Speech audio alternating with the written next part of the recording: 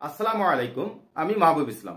বাংলাদেশ থেকে যে সকল প্রবাসী বন্ধুরা কাতার যাচ্ছেন, নতুন বা পুরাতন বিষয়, ইতিপূর্বে বন্ধুরা আপনাদের সাথে অনেক ধরনের ভিডিও আপলোড করেছি। আপনারা হয়তো দেখছেন যে বাংলাদেশ থেকে কাতার যেতে হলে অনেক ধরনের কন্ডিশন থাকে, বিশেষ করে hotel booking, corona test, vaccine certificate অথবা এথেরাস অ্যারাইভেল রেজিস্ট্রেশন। বর্তমানে কাতার সরকার কিন্তু আপনাদের অনেক সহজ করে দিয়েছে।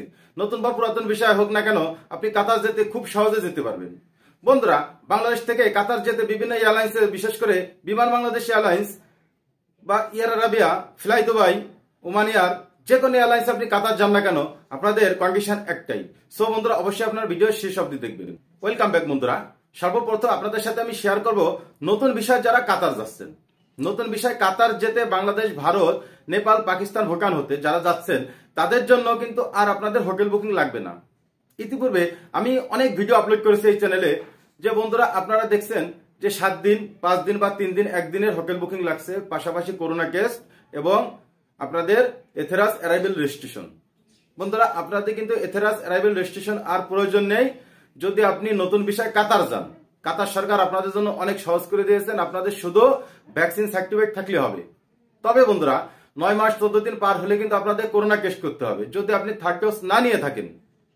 বন্ধুরা, আপনাদের খেয়াল রাখবেন, 9 মাস 14 দিন যদি পার হয়, আপনি 9 মাস 14 দিন পার হলে আপনাকে কিন্তু অবশ্যই, আপনি যে ভ্যাকসিনের লাস্ট ডোজ দিয়েছেন, 9 মাস 14 দিন পার হলে আপনাকে কিন্তু করোনা টেস্ট করতে হবে, যদি আপনি থার্ড ডোজ না নিয়ে থাকেন।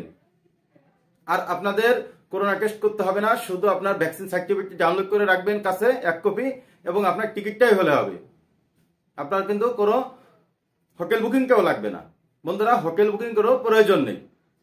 এবং যারা পুরাতন যাচ্ছেন, যেসব যাত্রীরা পুরাতন যাচ্ছেন, তাদের জন্য কিন্তু খুবই সহজ।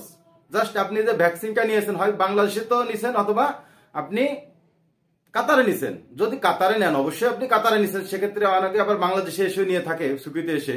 সেজন্য আমি বলছি, যারা কাতারে নিছেন তারা কাতারের ভ্যাকসিন সার্টিফিকেটটি সাথে রাখবেন এবং আপনাদের আইডি কার্ডটি সাথে রাখবেন।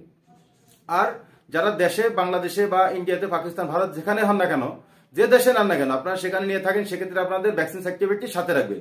আদার্স আর কোনো ডকুমেন্ট আপনাদের সাথে লাগবে না। করোনা টেস্ট বলেন, কোনো কিছু, অন্য কোনো কিছু আপনাদের আর লাগবে না। তো বন্ধুরা, আপনাদের জন্য কিন্তু একদম সহজ।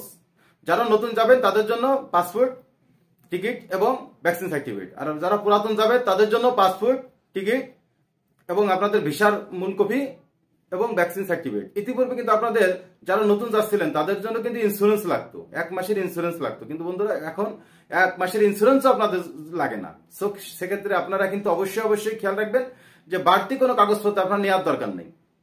তো বন্ধুরা, ইতিপূর্বে বিমান বাংলাদেশ এয়ারলাইন্স ছাড়া আদার্স যে কোনো এয়ারলাইন্সে আপনারা কিন্তু কাতার যেতেন। বিভিন্ন এয়ারলাইন্সের বিভিন্ন কন্ডিশন ছিল, বর্তমানে কাতার সরকার একদম সহজ করে দিয়েছেন। সো বন্ধুরা, ভালো থাকবেন, সুস্থ থাকবেন, আল্লাহ হাফেজ। আর আমার ভিডিওটি ভালো লাগলে কিন্তু অবশ্যই একটা লাইক করবেন। আর আমার চ্যানেলটি এখনো যারা সাবস্ক্রাইব করেন নাই বন্ধুরা, সাবস্ক্রাইব করে দেবেন এবং শেয়ার করে আপনার বন্ধুদের সবাইকে জানিয়ে দেবেন যারা কাতার থাকে, যে কাতার যেতে হলে এখন খুবই সহজ। সো ভালো থাকবেন, আল্লাহ হাফেজ।